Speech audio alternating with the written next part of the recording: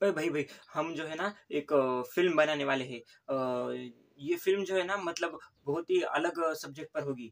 जिसमें हम एक लव स्टोरी दिखाएँगे। इससे पहले मतलब किसी ने भी नहीं देखी होगी। ये सैयारा तो कुछ भी नहीं है। उसको जाने दें। जो फ़िल्म है मतलब म्यूज़िक की लव स्टोरी होती है, एक नेचुरल लव स्टोरी होती है। लेकिन हम जो है ना मतलब ऐसी एक लव स्टोरी बनाएँगे जो कि ना लोकल ट्रेन में होगी और उस मूवी का नाम भी हम भी लोकल ट्रेन पे ही रख देंगे। तो मुंबई में इसकी शूटिंग करेंगे तो इसका नाम हम मुंबई लोकल ऐसा रख देते हैं। कैसा लगा तेरे को आयडिया? डन.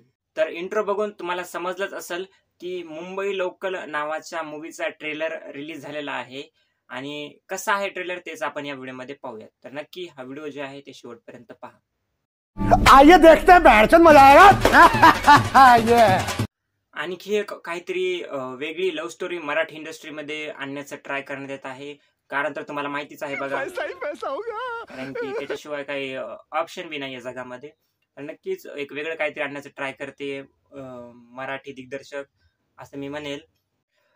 सिरियसली मूव्हीमधील म्युझिक सोडून मला बाकीच्या कोणत्याच गोष्टी ज्या आहेत त्या आवडलेल्या नाहीत.